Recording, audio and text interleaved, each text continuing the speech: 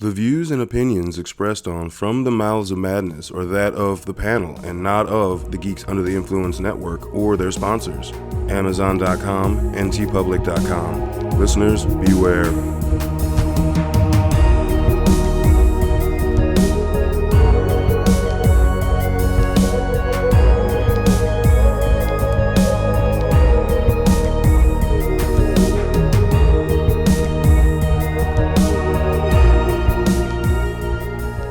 Coming straight from the Mouths of Madness, I am one of the hosts, Lowdown. With me, as always, is... F.U. Hunter. What's up, bitches? Yo, yo. Woo-hoo.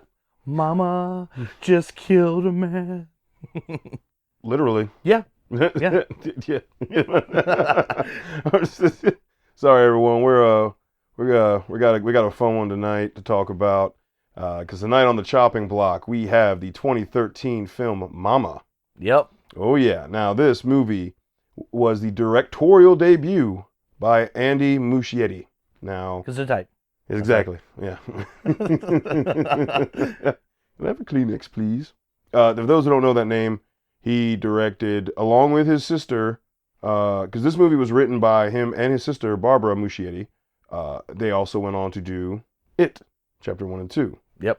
Now, this film is actually based on his 2008 short film, Mama.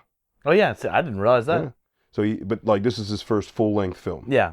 And the executive producer is none other than Guillermo del Toro. Oh, so yeah. you know, if he's putting money into it, it's going to have a certain level of quality that you can just come to expect with del Toro properties. I mean, even when he's not the writer and director, if he's on it, it's going to have a certain thing going for it. You know, It's kind of that trusted thing. Kind of like the first episode we did. You know? Oh yeah, Scary Stories Tell in the Dark. He was just the producer, and I think he was a co-writer. But that's what kind of we're That's like, it, yeah. we'll trust it. Yeah. And it looked fucking awesome. It was a good movie. You know, great movie. Like, I rewatched it last Halloween. First Halloween since it's been out, and I was like, this is a Halloween staple. Oh, yeah. So yeah, this movie has a pretty good cast, actually. So you've got Nikolai Coster-Waldau, Nikolai, excuse me. He was Jamie from Game of Thrones. Like, I'll be honest, like, I know he has an actual actor name. I'm just like, oh, it's Jamie from Game of Thrones. Yeah. But he's been in a couple other things, most notably that I've seen him in his movie called Shot Caller, which is actually really good. I need to see that. It's a good movie. Yeah. Dude. Is that Check where it he's in, like, prison or? Where he is at a certain point. Yeah, okay. Yeah. But Yeah. it's also got John Bernthal in it, too. Okay. So it's got a couple other people, too, that pop up, so I won't spoil that for you. But it's a good film. And then you've got Jessica Chastain. So...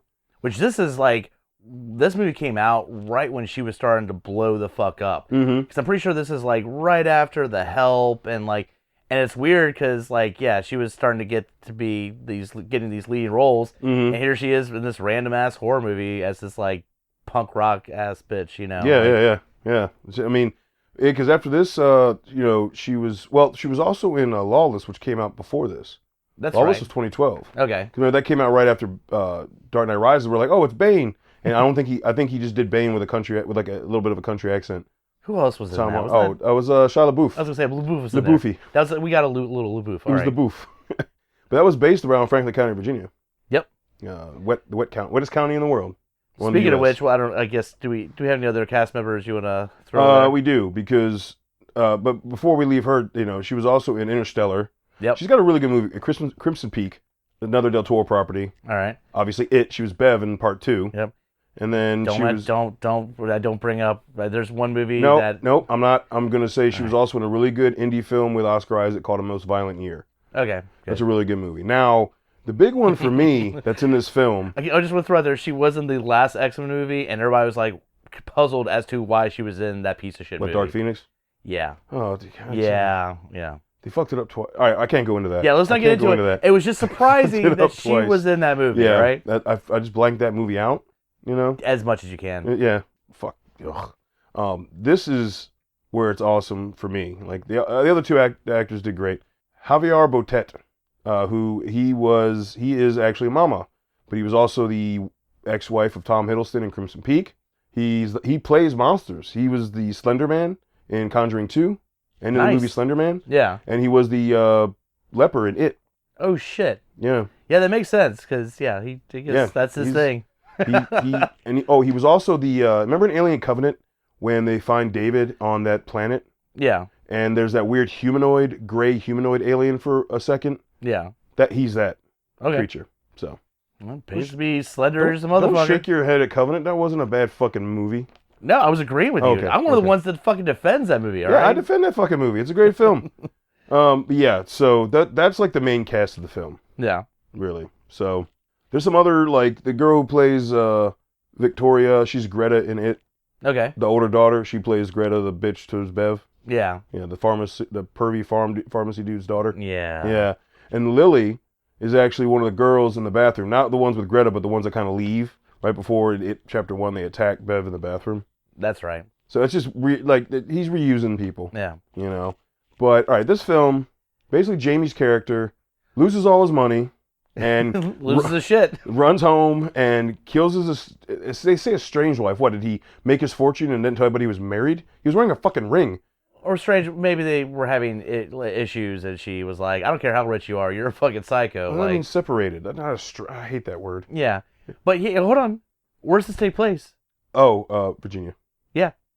Richmond, Virginia, I'm pretty sure. Well, that takes place in Richmond, Virginia, and then where they go to is Clifton Forge, Virginia. Right. So yeah, it takes place in Virginia. Which is not that far from Richmond, because according to the movie, it's just a quick drive. Oh, it's not a quick drive. I know this, and you know this, but the filmmakers are like, yeah, you just right around the corner.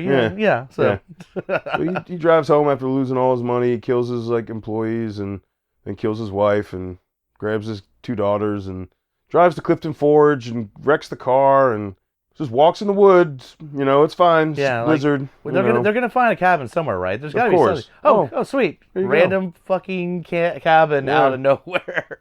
No, the daughter who was blind and her glasses are broken saw movement in the cabin, and they still wanted to go in the cabin. Yeah. He had just Can you imagine though? By the way, you survived this fucking pretty hardcore car crash. Mm-hmm. You're like, all right, and you're like, fuck, I'm gonna freeze to death out here. Oh wait, there's a cabin. So you survive a car accident. You survive not freezing out in the fucking weather. You get in there, and then you get killed by a fucking ghost. Like, what a fuck you, man. Like, all right, high five to me. Nope. Right. But he deserves it. He was gonna kill his daughters. Yeah, I know. He was literally getting ready to pull the trigger on his oldest girl's head. That is true.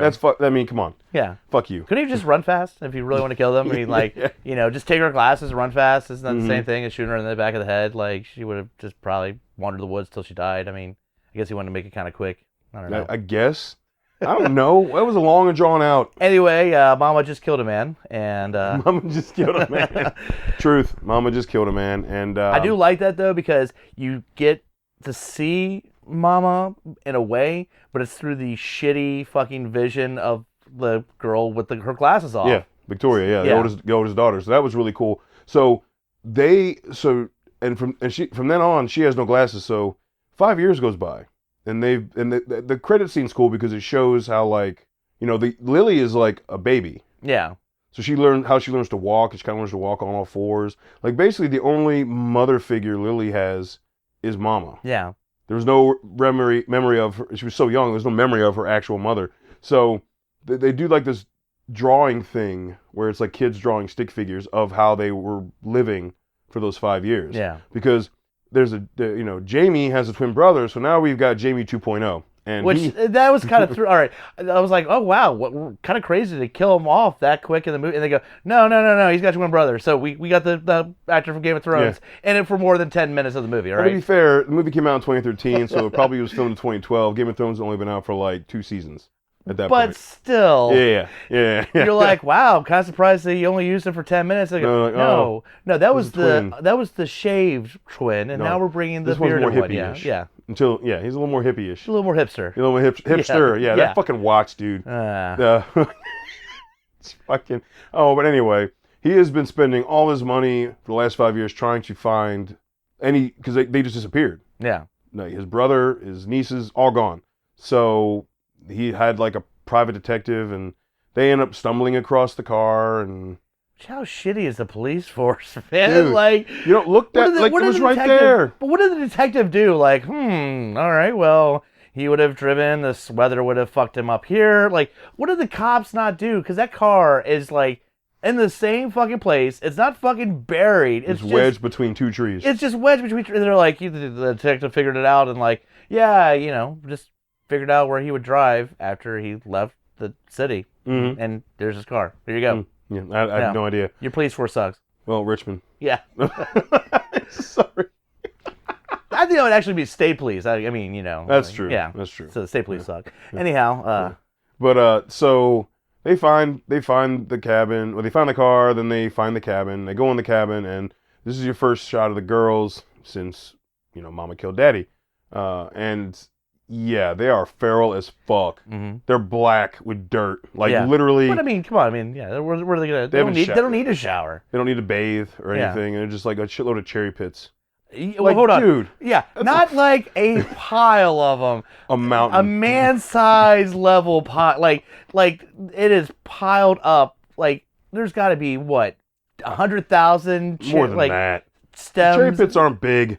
Dude, there's so many cherry pits. But that's what I'm saying. It's so, ridiculous amount of fucking pile of them. And the crazy thing is, dude, how much did you shit the last 5 years? Dude, it's all those cherries. Well, they're covered in black, so, I mean, Oh. yeah. That's one thing I think about when I watch films is the smell, and, that had to be so bad. Oh, yeah. Just, That's what I'm saying. Someone should be able to smell them from, miles away, Now, they do introduce the fact that they're creepy.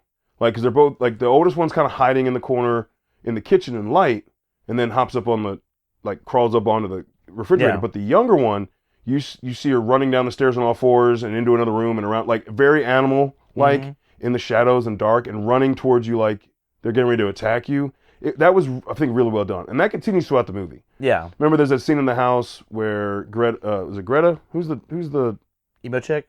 Yeah, who's the emo chick? Chastain's character. Anyway, remember, when they're alone in the house and she's just alone with the two girls, the youngest one kind of just stares at her at the end of the hallway and then charges her and then runs back. It's fucking weird, man. It's Annabelle. And that's... Annabelle. Yeah. It's fucking weird, dude. Yeah, Creepy. whenever there's a power malfunction or anything, these girls react in the most jumpy fucking way possible. God damn it. So, the weird thing is, in that part of the movie, you don't see Mama come and kill the two dudes that are taking the daughters. Yeah. Or the two girls. You're like, okay, that's weird. I still don't understand that part.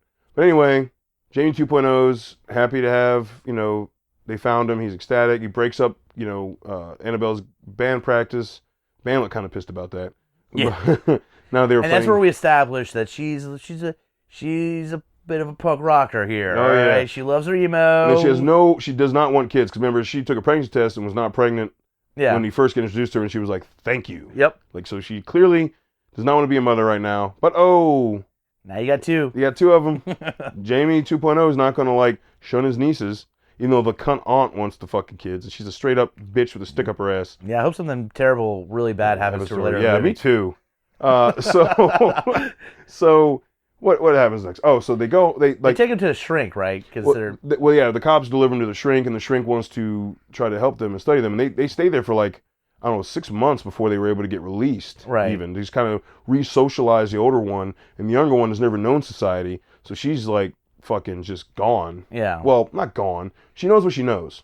But it's about trade. Yeah, it's just that's survival at that point. Actual society. You can't wipe shit all over yourself. And yeah. I'm just saying.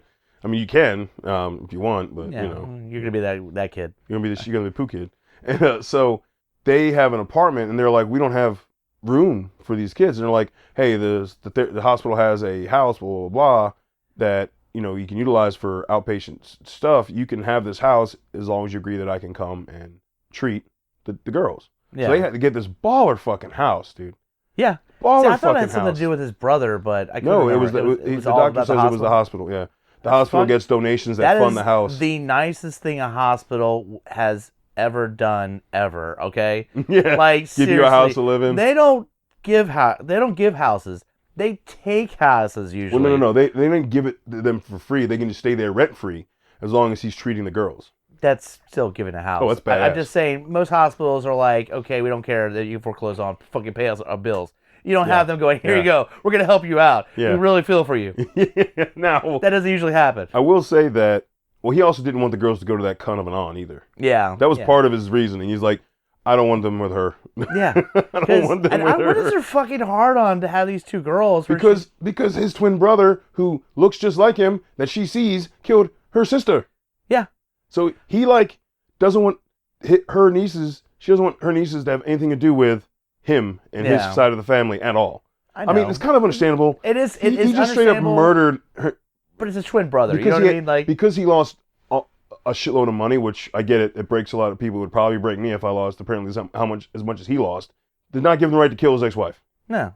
And now you see his twin brother who looks just like him. And it's kind of hard. I can see that being kind of hard to differentiate the two. But right. She just seems to want the girls, just keep them away from there. Not that she wants to raise the girls. She strictly just wants to keep them away. Yeah, it's just a fuck you. It's not like she's passionate. Where Jamie 2.0 is he wants to raise them. Yeah, hipster Jamie wants actually wants to raise make up for the mistakes of his brother. Exactly. And raise these girls and the cunt aunt was just like, no, I just want to take them away from you. I'll put them in a fucking closet and give them a bowl. I don't fucking care. She doesn't give two shits. She doesn't give a shit about them. So all that moves in. They all move in, and now we start getting. Now, see, this is where it's good. Now, mind you, this movie's PG-13. Oh, and by the way, in case if you're watching this and you know what Richmond looks like, the reason it doesn't look anything like Richmond is because it was filmed in Canada. Yeah, it looks nothing like Richmond. Whenever I hear something is Richmond, Virginia, I always try to look for landmarks. I'm like, this isn't fucking Richmond. Oh yeah, bastards. Take our name. And don't give us any fucking money. Oh, definitely, where you definitely pick up, you're like, nah, it doesn't look like Richmond at all. Well, no, that's Richmond, California. I know. It's Richmond, Virginia. The director is literally from this area. Yeah, he's from out But west. Obviously he didn't film in Richmond, so he did film out in California. So Richmond, Virginia looks very much like Richmond, California. Yeah. No, yeah, that's right. He's from Harrisonburg or something like that. Yeah, the director. Yeah, he's from Chesterfield. Ryan Kelly. Really? Mm-hmm. Fuck you, Ryan Kelly. Film it in your fucking home state. Bastard. Richmond wouldn't let you film. We film tons of movies here. At least do Petersburg. I think it was just a matter of time. I don't care. Yeah. I don't care. I mean, you remember the mountain scenes in Donnie Darko, You mean where he wakes up at and it's just like canyons? Yeah. That we don't have in Richmond? Well, yeah, not within walking distance, yeah. We don't have things that look like canyons or biking in Richmond. Distance. Yeah. All right, we've already gone off on a rant. Gone off on a rant. This is bad. Anyway, so they're kind of getting used to the living situation. She is trying to get used to it. She doesn't want to be a mom, clearly, so she's not letting them call her mom, even though they're talking about the other mama. But, do they bring up do they say mama? Not just the girls, which is understandable, but every character I feel like at least 10 plus times says mama. It seems like if we could easily, here's a suggestion, if you've never seen it, if you want to make an easy drinking game, this is the easiest one. Every time someone says mama, take a shot, because goddamn, they say that name so many fucking times. They drive it home. Yeah. The girls is fine, but I think the shrink is like, so you say mama? Now what do you say with mama? Is it mama? And I'm like, god damn, dude. Mama. Yeah, mama. And to the point where there's a scene where the computer, and what's on the computer? Mama. It's just... Mama everywhere. God damn. So you find out that mama is in the house, and she has been playing with the two girls. Yeah. Really cool, creepy scenes, though. You need to watch to really get those. You'll see... one of the girls playing, and you'll see Annabelle walking, and then you think that the two sisters are playing, and then the older one walks out of another room. You're like, oh fuck, yeah. So it was really cool setup for the shots. Yeah, and just you have that. It is almost, I'll say this, Mama was like, I'm not gonna attack the guys, take the girls out of the cabin because I need to find some digs. So I'm gonna wait because you got this house. Mm-hmm. All right, cool. I'll just move into that fucking house and stay there with the girls. Yeah, better than that shitty ass cabin. Now they do show up later how she's getting there. She transfers. She creates her own portal. Yeah, it's weird. Well, because does it have a connection with the girl's doll? Yes, that weird doll, that weird big tooth fucking doll. They're like, yeah, you can lay in bed with this sharp ass fucking branch thorn doll. and branch and twigs. So. Hipster Jamie ends up he gets woke up a couple times and oh man, he ends up. This is probably the best. I'd say the best. The fall down the steps. Oh, jumping out of the wall when he goes there and jumps and and he does what any of us would have done: back the fuck up, and then wait, there's steps here, concussion, coma. Yeah. So now Annabelle's just dealing with this on her own in the house. And another good scene was when she wakes up and she screams. It's like the dream within a dream sequence. Yeah. And the girls run in like, what's going on? And then they're like looking under the bed, and then like she's like, what's under the bed? And that how Mama came out from the other side is so fucking is creepy. Even Good if jumps. Mama wasn't there, you know what? Note to any kids: don't look under the bed. Go, is there something bothering you? Like, no, and don't do that anyway. Fuck. Don't ever come into the room and go, I'm just going to check under the bed real quick because, like, no. You go fucking into your other room. I don't need you to help me out, all right? Yeah. Now, Hipster Jamie is kind of out of the picture for the most part. He figures out on his own where he needs to go back to because the OG Jamie comes to him in a dream and says, go find my girls. This is kind of that's what brought him out of the coma. That was weird. One of the things I do have an issue with this movie is that it's like I'm going to plug into your brain to fill in parts because we find out Mama's origin pretty much through like her dream sequences. Yeah, here's my reel of my origin. I'm going to insert into Annabelle's head so you can kind of get a whole refresher of why I am the way I am. Yeah. Well, she also even Victoria, the older daughter, said that's how Mama told her story too. Yeah. Because Mama can't talk. All she can do is scream, basically, and grunt and growl. And I will say, gross her origin is probably my favorite part of the movie. Oh, it's fucked up, dude. It's fucked up. It's just goddamn crazy shit. The way he filmed it, it's got this weird, like... This is PG-13.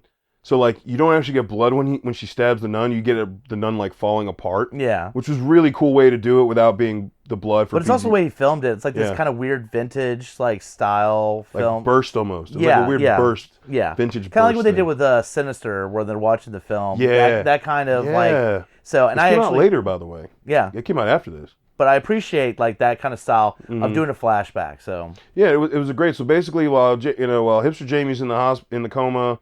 And then when he gets out of the coma, he's still in the hospital recouping. Annabelle is figuring out kind of due to the therapist, figuring out the backstory because the therapist did research, and then Annabelle started doing research, and it comes to find out that the therapist did research.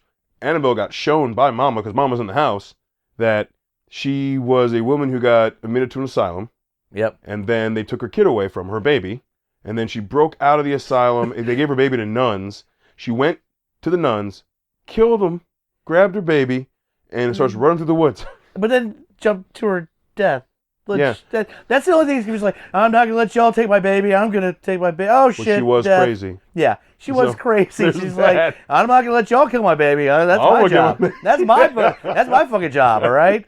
But the problem is that Mama didn't realize that the baby got snagged. When they hit the branch on the way down on the side of the mountain, she realized the baby got snagged and didn't actually fall with her in the lake. Yeah. So she spent all that time, all these years, searching in the woods for her baby. When she came across OG Jamie, brought his daughters to the cabin. She's like, oh, sweet, high five. Yeah, I got 2 of them now. There you go, all right. I didn't know I had twins. Yeah. Sweet. Don't have to deal with these fucking nuns this time. Sweet. But, so she didn't know her actual baby was dead. That fucking psychiatrist is an asshole. Because there's a scene where he's literally leaves, he's pulling out, and he sees fucking Mama inside the house. He's like nope. He's like, I'm not dealing with that shit. Nope. Like he's not like a courtesy call or anything. Like he's just like, nope, not for me. Yeah, like pretty much. Yeah. And also while the therapist is doing that and Annabelle's getting visions, Hipster Jamie's still in the hospital. The fucking cunt aunt shows up unannounced. Or no, Annabelle forgot that it was her day, and of course sees him. Because there's, I don't understand that. They were bruised from the get-go. There aren't new bruises. They're the same ones still healing. Yeah. Because they were fucking feral. She's like stalking them to see. She's trying to report them now to fucking like, child services. That didn't look safe. Ooh, So she got hers. Because this leads up to one of my favorite jump scares of the whole movie. And the crescendo part of the house before it ends, the movie ending out in Clifton Forge Woods, when Mama loses her shit, and she does that fucking crawl across the fucking floor shit. I remember in theaters and rewatching it, I was like, oh, fuck me. That was horrifying. And she's like, fuck you, bitch. Oh, and then when she fucking... I'm talking about the floor in the second... when they're in the second story, when Annabelle and the girls are running from Mama. Okay, yeah. And then she does that weird crawl where she twists around and like ends up in her face. Oh, fuck that. But the crawl when she's on the first floor with the aunt was pretty rad. She just like literally merges with the floor. Yeah. And then jumps up at her. Now, did you notice that the mama possessed aunt, her face looked like the fucking crooked lady from It? Did you notice that? That's straight up. I was about to say. Dude, that's exactly what it looked like. It was dead on. Yeah. So, which is kind of good and bad because it's one of the kind of weaker, like, CGI effects, I think, in it. Like it is, because it does look horribly CGI. Yeah, quick shot is okay, but once there's movement, that movement just doesn't work. Mm-hmm. And so, like, you're impressed, and then you're like, not as impressed. And exactly. Same thing happened this time when I watched it. They showed it twice. Yeah. The first time didn't bother me, but when that's how Mama transports the girls to the, because she couldn't actually move the girls. She had to possess a body to move the girls to the cabin, Mm-hmm. right? So that's how she gets the girls to the cabin, is she possesses the aunt, killing her in the process. Yeah, like, come on, girls. So when you see the aunt, when everyone, Jamie hipster Jamie, fucking breaks out of the hospital, he's better. Oh, he wakes up and then he's like, I got some shit to do. Yeah, he's throws on some clothes and he's like, I'm out. Yeah. He sneaks out. He doesn't tell anybody. This insanely tall person just sneaks on the elevator. But I'm just saying, like, he literally wakes up, puts some clothes on, busts the fuck out. Like, coma patients usually, there's going to be some kind of clearance. He's like, nope. I'm in the elevator. I'm gone. Fuck it, I'm done. Yeah, thanks. Peace bitches. So, the therapist had made it out to the cabin. Now, he got killed. He got killed by the aunt, right? Yep. Yeah. Yeah. Because the aunt had, possessed aunt. Like, Mama had already gotten there with the girls, and the possessed aunt killed the therapist. Annabelle, how does she get there? I forget how she gets there. I thought she was with the therapist, but I don't know. The therapist went there on his own. She's going, but she meets up with hipster Jamie. That's right. She's driving on her own, and Jamie comes running out of the woods. Hipster Jamie comes around. Random. What the fuck is he running to the fucking Clifton Forge from Richmond? I guess they have like a weird GPS connection or something. That part was a little confusing, but they meet up and they go, "Hey, let's fucking hit that fucking cabin because we know what the fuck's going on." And then then you get full blown Mama at her fucking badass, like I'm gonna stretch it out a little bit, get full force, like the way they did the audio for her, the screams, they're truly horrifying, Now, this is where this gets confusing. All right. So all right, please help me with this part, man. Mama takes the girls back to the cliff that she jumped off of because she again is confused about her baby. The towns, the church and the asylum that originally were responsible for, I guess, trying to capture her and get her back to the asylum and failed, got the body from the baby that was hanging in its blanket from the branch, and they had apparently hid it. Like, because that one secretary said, this is the sin, and this is why Mama's still around. Because they just took the body of the dead baby, put it in an evidence box, and I'm sure they didn't do it while it was still rotting. Yeah, after it had rotted, keep it safekeeping. Yeah, after it had rotted and it's just bones, they put it in a fucking evidence box, sealed the box, and just stuck it in a file room. Like, so Annabelle has this, got it from the secretary, gives it to Mama, and it almost thinks, okay, Mama turns from looking like a monster to how she used to look. I got my baby, and then Lily says, Mama, and then oh boy. And I do appreciate because a lot of these type of movies, like, oh, this is what she needed. This solves everything. She wasn't trying to murder her, she just missed her baby. Mm-hmm. But I do appreciate that it gives you that setup, and it goes, and the little girl fucked it up by saying Mama, and she turns back into fucking badass Mama, and then fucking hipster Jamie fucking is like, no, you're not, and she's like, let's stop your heart, like, which I thought was kind of crazy. She like throws her fist into his chest, and she's like, you don't need this right now. Like, she doesn't pull his heart out. She just is like, let's just hold it still for a little while. Give you a heart attack. And then goes after fucking Annabelle. Okay, this is where I'm like, I'm still not sure what the significance is. From here, when she goes after Annabelle, there's something that you're seeing throughout the entire movie. If listeners, if you remember when I said that Annabelle was grateful that she wasn't pregnant when she took her pregnancy test. She did not want the girls to call her mom. Because she thought when she first heard Lily say mama, she was talking about her. Like, she did not want to be a mother. Yeah. by the time this happens, she is fighting and worried about those girls as if they were her own She's kids. very much taken on. She is a mother. Yeah. So now what you see, like, Mama took out hipster Jamie. It's just Annabelle, the two girls in Mama's arms, and then Mama. Yeah. And Mama's trying to walk towards the cliff. Annabelle, she does something to Annabelle that fucks her up real hardcore, but Mama instinct kicked in on her, and she is, like, not letting go of the oldest, Victoria. And, like, she keeps looking. Oh, she touches on her head like she's trying to put her to sleep. Yeah. And or drain her life or something, and just puts her head down. It's like, I'm not gonna hurt you. Just go to sleep. Go to sleep. And then Annabelle gets up and is fighting, holding on to the kid. And then you see Mama look around like, what?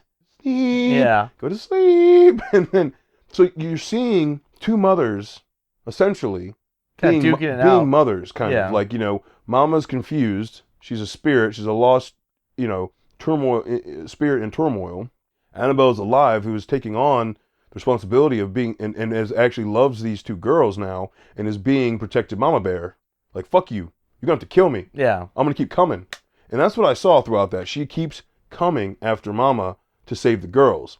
But the end result that you get is, Lily wants to go with mama. Yeah. Victoria wants to, Victoria wants to stay. They kind of make a deal, all right? Yeah. Well, it's not a deal. So what I got from that, so basically, it just seemed like Mama was like, all right, I get one. I'm good.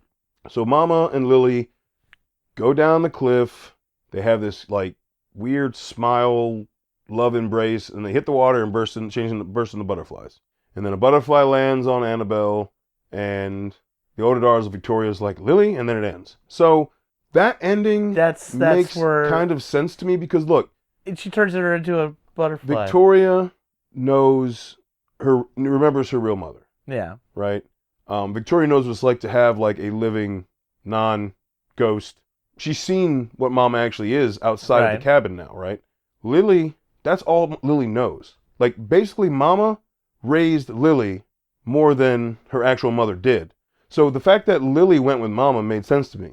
But didn't Lily kind of get the shit on the deal, getting turned into a butterfly? I don't know. I don't know. That part confused the butterfly fuck out thing confused me, but it's also a horror fantasy. It is a horror fantasy, but, like, that's the shit out of the deal. Like, it can't be a bird or something bigger, like a fucking, I don't know. Or a moth. It was a moth. It was, whatever it was. Like, Mom was like, all right, wraps herself and, like, turns.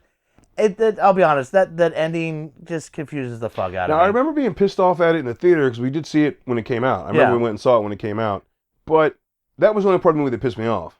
But rewatching it, it didn't bother me. I mean, they give you hints throughout the movie with moths or butterflies. Lily's seen Lily eating moths. Yeah. Like, her mouth is covered in black and she's chowing down on black moths. Yeah. It was disgusting. Which is ironic because she's turned into the thing she eats. I mean, I don't know. I Punishment. hope I'll find another little girl who's fucking growing like a feral pet. Doesn't make that even a little more confusing? Like, Mama's like, well, you loved eating them so much, I'm going to make you, like, do I need to watch out and get turned into a fucking pizza or something? Like, like, you love pizza so much, but what a wham! There you go. And then throw you in a 90s turtle cartoon. Yeah, exactly. Like, no, so it's a horror fantasy. This is only the second. I hadn't watched this movie since I saw it in theaters, and I enjoyed it. This passes the chopping block for me. I'll rewatch it. I'm gonna say this: the rewatching it, there's some amazing shots in it, and there's some jump scares that were really effective the first time I watched it, not as effective this time. I don't think so, man. I think this is where that ending's so fucking stupid with it kills me, and it's all really a jump scare movie, and once you've watched it more than once, that element just doesn't really do it for me again. See, it's not just jump scares. At least for me, there's a lot more. I think it's good to watch with somebody who hasn't seen it for the first time. That's where it would pass for me. But if I'm like wanting to solo watch it, I'll find something else. I don't know, if 6-7 years go by and I want to rewatch it again, I have no problem watching it. Yeah. Like, I wouldn't go as far as to say, like, 9 years goes by or whatever. Yeah. But it's not just a jump scare movie. There's, like I said, there's a lot of creepy setup. There's a lot of creepy scenes that aren't really jump scares, too. They're just, like, creepy, well-placed scenes. What I'm going to do, then, is I'm going to go with one of his other movies. I'm going to go to It Chapter 1, and I would probably rather watch that than this. Mm-hmm. Like I said, Mama, I would say its redeeming factor is watch it when somebody hasn't seen it and get entertained by their jump scares, Mm-hmm. but that's pretty much. And I going think, with it isn't fair because if it wasn't for Stephen King's book, he wouldn't have made a movie that good. I understand. Because this was his own. This was his own stuff. Right. He wrote this. So if it wasn't for but we've seen King doing Stephen King properties that. So he's a good director. He Then took that's all what the I'm saying. basis of the His creepy style- stuff what from I'm saying this is his and style, made it. His style with Mama, you could see in it. Oh, totally. So I just enjoy it more than this. And Oh, I enjoy it way more than this. 100%. I enjoy it way more than this. I'm just saying, for his first movie, and like, having just rewatched it like 2 nights before recording this, I didn't hate the time I spent watching it. I wouldn't say I hated it. Like I just don't see. For me, sometimes when I'm looking at stuff like on the chopping block, it's would I own it? How much would I passionately want to rewatch it? Mm-hmm. And you know, and there's different categories. And for me, I want to own it. I would pretty much. Again, the only way I would really want to watch it again is with somebody else. So that hasn't seen it. Fair. So it has that factor in it. It does have some legit good jump scares for first time viewers. Mm-hmm. That's what I'd throw out there. I got you. So, like so for Hunter, something didn't pass. Yeah. All right. The Satan. Yeah, didn't pass. Nope. Okay. For me, it passed. I do agree with what he's saying about the jump scares. The jump scares didn't hit me as much. I kind of more focused on the cinematography aspect. Like I said, there's some really good scenes, setup shots throughout the movie that are just dark and. Oh, it's beautifully shot. But I mean, like there's a scene where like Mama's playing with Lily in the bedroom, and you think it's with the sister, and then you see Annabelle walking, and then all of a sudden the sister walks out, and you're like, oh shit, that's Mama, and then the sister walks in. And Mama and Lily are off on the side, and all of a sudden you just see Lily's feet in the air, and Mama's like flying around. It's just this weird, creepy shit that is happening in the background that I think makes this movie like okay. So what I will say is, it passed the chopping block for me. I will rewatch this movie again, but I understand what Hunter's saying. This is a good intro horror movie. And I'm not saying that because it's PG-13, because there's so many badly done. This is a well-done PG-13 horror movie. I'll give you that. Yeah, it's a well-done. It is well done. So this is definitely a good intro horror movie for somebody who has really never seen any horror and wants to get some of the elements of horror while also keeping it more lighter. It is more fantasy, but also getting really dark elements. It's basically like, as far as the horror fantasy aspect, it's like Pan's Labyrinth light. Yeah. So, thank you guys for listening. Hit us up at lowdownbrown.gmail.com. Let us know what you think about the film, if you've seen it, or if you go back and watch it after you've heard this, still let us know what's up. Go to GIPodcast.com. Check out our links under the link page. We got Amazon.com. You click that link. You go through and shop through Amazon like normal. We just get a little kickback. It's awesome. It helps us fund this shit show that all of us do under the network. Seriously, run us some coin, please. Seriously. And then the next link to check out would be TeePublic. That's where all the merch is under the show. That's where all the merch is for all the shows under the network. Every show's got a few different designs, and there's just a shitload of other designs that literally have no business being made. But hey, GUI made them, and they're there. Buy them then. Fuck it. Whatever. Put them on a damn tote bag. Fucking notebook. Whatever. As always, also go to GUIPodcast.com and check out all the other shows under the network. We have something for everybody. And until we talk to you again, stay safe.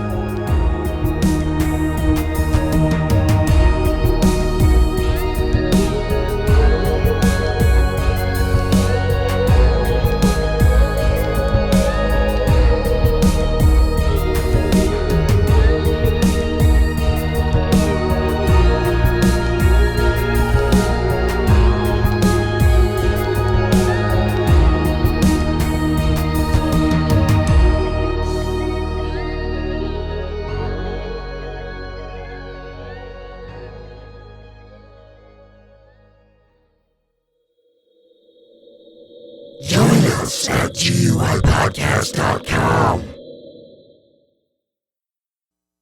In a world ravaged by movie studios that keep rehashing the same things, only one podcaster has the guts to make it even worse. Join Mike the Hobbit as he traverses the internet to bring you some of the best and worst ideas for reboots, remakes, and reimaginings of some of your favorite and least favorite TV and film properties. Ideas like a John Waters He-Man movie, Fantastic Four the musical, and Aliens, done entirely with marionettes. What podcast would bring this evil upon the world? This is Smack My Pitch Up. Available anywhere you get your podcasts.